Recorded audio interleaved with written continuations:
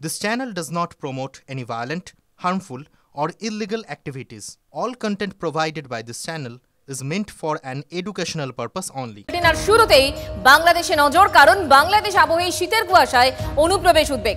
কাটা তারহেন সীমান্ত সমস্যার মধ্যেই বিএসএফ এর কুয়াশা উদ্বেগ। উত্তর 24 পরগনা, নদিয়া, মালদা, মুর্শিদাবাদ সীমান্ত জেলাগুলোতে অনুপ্রবেশ নিয়ে উদ্বেগ ক্রমশই বাড়ছে। শীতে কুয়াশা বরাবরই চ্যালেঞ্জের জায়গা, এবারের পরিস্থিতি আরও চ্যালেঞ্জিং। শান্ত ভট্টাচার্য আমাদের প্রতিনিধি এই মুহূর্তে আমাদের সঙ্গে সরাসরি রয়েছে। শান্ত, দেখো এই যে সীমান্ত যে জেলাগুলো রয়েছে, নদিয়া, মালদা, মুর্শিদাবাদ, উত্তর 24 পরগনা, এই জেলাগুলোতে অনুপ্রবেশ সমস্যা আগেও ছিল এবং বিএসএফ এর উদ্বেগের জায়গাও ছিল। এবার সেখানে এই যে শীতের কুয়াশা এবং পাশাপাশি বাংলাদেশ আবহ দুটোই একসঙ্গে রয়েছে, কি ভাবছে বিএসএফ, কি খবর পাচ্ছি আমরা?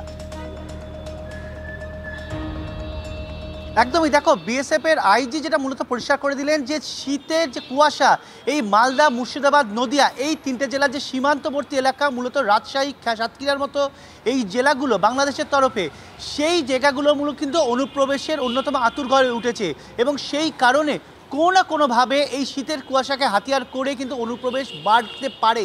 আর সেই কারণেই কুয়াশাচ্ছন্ন যে এলাকাগুলো সবথেকে বেশি কুয়াশা থাকছে সেই সব এলাকায় কিন্তু রাতের অন্ধকারে এই নজরের জন্য অত্যাধুনিক এবং শক্তিশালী ক্যামেরা ওখানে বসানো হচ্ছে। একই সঙ্গে অন্য অংশ থেকে, অর্থাৎ বিভিন্ন স্টেশন হেডকোয়ার্টার থেকে বাড়তি জওয়ান নিয়ে যাওয়া হচ্ছে সেই অরক্ষিত অংশগুলোতে। এই ক্যামেরা এবং অরক্ষিত এলাকায় জওয়ান দিয়ে মূলত মোকাবিলা করার চেষ্টা করা হচ্ছে। স্বরাষ্ট্র মন্ত্রকের তরফে ইতিমধ্যে নির্দেশ এসেছে যাতে এই কুয়াশাচ্ছন্ন, অর্থাৎ যেগুলো বাড়তি এলাকাগুলোর যেগুলো সবচেয়ে বেশি কুয়াশা রয়েছে, সেই কুয়াশা থাকা অংশগুলোতে কি অবস্থা রয়েছে তার সম্পর্কে কিন্তু ইতিমধ্যেই বিএসএফ এর সাউথ বেঙ্গল ফ্রন্টিয়ার কাছে একটি রিপোর্ট গিয়েছে। সেখানে পার্টিকুলার কয়েকটা অংশকে চিহ্নিত করা হয়েছে। সেই সব এলাকা নিয়ে কিন্তু উদ্বেগ রয়েছে, যদিও আইজি যেটা জানাচ্ছেন মূলত পরিষ্কার করে যে এই এলাকায় চ্যালেঞ্জ ছিল, কিন্তু এবার বাংলাদেশ পরিস্থিতির জন্য চ্যালেঞ্জটা অনেকটা বেড়েছে। কারণ তুমি আইজির কথা বলছিলে, বিএসএফ এর দক্ষিণবঙ্গ ফ্রন্টিয়ারের আইজি মনিন্দর সিং পাওয়ারের বক্তব্য আপনাদের আগে শোনাই, ফিরবো শান্তর কাছে। बॉर्डर के ऊपर किसी प्रकार का कोई भी इन्फिल्ट्रेशन का जो एस्पेक्ट है वो नहीं है। हमारी रिवरीन बॉर्डर के अंदर जो आईबी का एरिया है, चाहे वो सुंदरबन का हो, वहाँ हमारी floating BOP, speed boats, cameras, हर तरह से हम अपडेटेड हैं और चौकन्ने हैं। तो उनकी साइड पे सिचुएशन वो उनकी लुकआउट है, पर हमारी साइड के ऊपर कुछ भी अभी एडवर्स हमारे ध्यान में नहीं आया है and we are there to tackle any kind of situation development that happens on the border. শান্ত, দেখো বিএসএফ এর তরফ থেকে নজরদারি বাড়ানোর কথা বলা হয়েছে, খুব ভালো, কিন্তু অনেকগুলো জায়গায় কাঁটা তাড়ি নেই। আমরা এ নিয়ে তো অনেক অনুষ্ঠানও করেছি। একদমই, তিনি কিন্তু এটা কিন্তু পরিষ্কার করেছেন যে কাঁটাতার যে এলাকাগুলোতে নেই সেই এলাকাগুলো উদ্বেগের জায়গা, চিন্তার জায়গা। আর সেই চিন্তার জায়গা রয়েছে বলেই তড়িঘড়ি বাংলাদেশ পরিস্থিতির প্রায় অন্তত 25 থেকে 30 কিলোমিটার নতুন করে কাঁটাতার বসানোর চেষ্টা চলছে এবং দেওয়া হয়েছে। কিন্তু বিএসএফ সূত্রের খবর বেশ কিছু অংশ রয়েছে যেখানে জমি পাওয়া যাচ্ছে না। রাজ্য সরকারের কাছে বারবার আবেদন করা হয়েছে বিওপি অর্থাৎ বর্ডার আউটপোস্ট তৈরি করার জন্য, জমি দেওয়ার জন্য, সেই জমি পাওয়া যায়নি। কাঁটাতার সেই কারণে বসানো যাচ্ছে না বলে বিএসএফ এর তরফে ইতিমধ্যে জানানো হয়েছে। তবে যে এলাকাগুলো কাঁটাতার নেই, বিশেষ করে দক্ষিণবঙ্গ ফ্রন্টিয়ারে প্রায় 538 কিলোমিটার অংশ, তা কিন্তু নিঃসন্দেহে একটি উদ্বেগের জায়গা, বিশেষ করে বাংলাদেশের নজর থাকবে আমাদের। শান্ত, আপাতত তোমাকে ধন্যবাদ।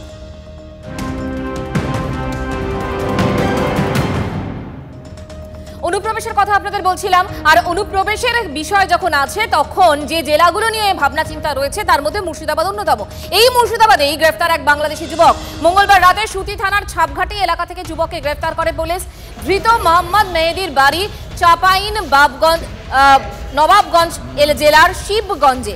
কিভাবে সে এপারে এলো, কিভাবে এলো, আমরা কি জানতে পারছি? আমাদের সঙ্গে এই মুহূর্তে রয়েছেন কৌশিক।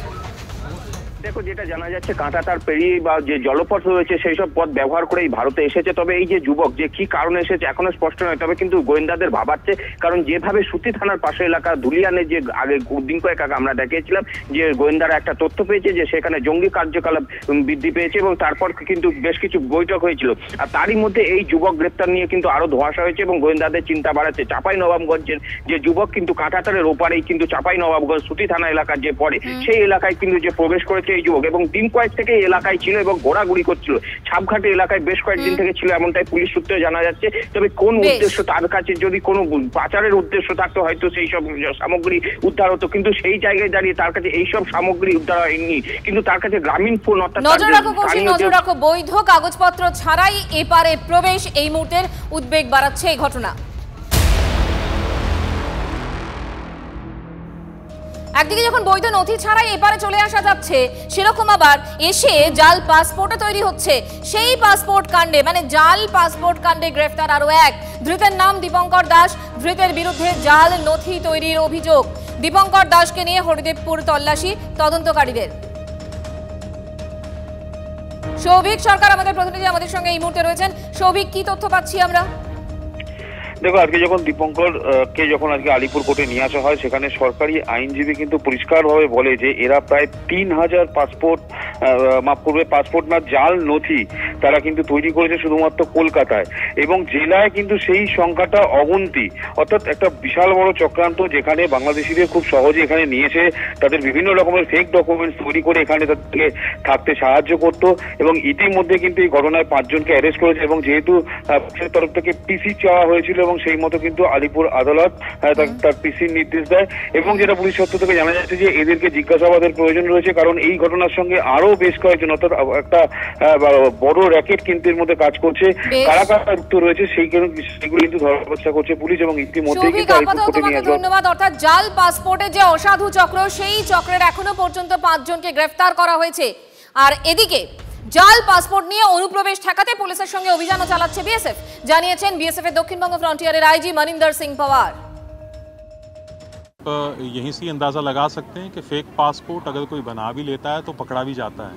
तो फेक पासपोर्ट्स जो हैं आजकल हर पासपोर्ट जो है वो टेक्नोलॉजिकली बड़ा इम्प्रूव हो गया है, तो ये कोई आसान बात नहीं है कि कोई आज फेक पासपोर्ट बना ले और फिर जो भारत की जो एजेंसीज़ हैं उनको आंखों में धूल झोंक के चले जाए।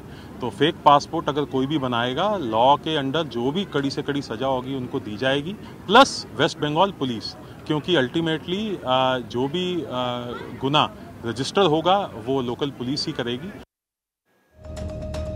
দেখুন, কসবায় যে কাউন্সিলরের উপর গুলি চালানোর ঘটনা ঘটেছিল, সেখানে যে গুলশান কলোনি, সেখানেও তো আধার কার্ড তৈরি হয়ে যাচ্ছে, প্যান কার্ড তৈরি হয়ে যাচ্ছে, জাল নথি এইভাবে তৈরি হয়ে যাচ্ছে আমরা দেখেছিলাম। আর এবার পাসপোর্টও জাল তৈরি হচ্ছে। এক্ষেত্রে অবশ্যই রাজনীতি যে উত্তাল হবে সেটা তো বলার অপেক্ষা রাখে না। অবশ্যই আমরা কথা বলেছিলাম এবং প্রতিক্রিয়া পেয়েছি বিজেপির তরফ থেকে, সিপিএম এর তরফ থেকে। পাল্টা শাসক দলের কি বক্তব্য, ব্যাক টু ব্যাক রইল।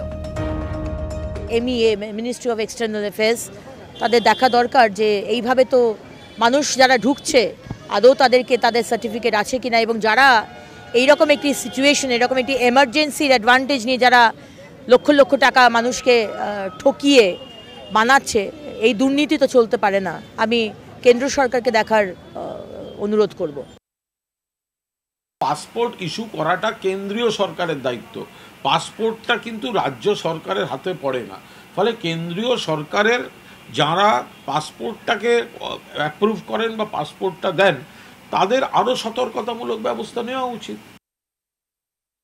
পাসপোর্ট জাল এবং তাতে যুক্ত নানাবিধ সরকারের শাসক দলের অংশীদাররা, সরকারের কর্মীরা, পুলিশের রিপোর্টেও আসছে নিরাপত্তার পক্ষেও সেটা বিপজ্জনক।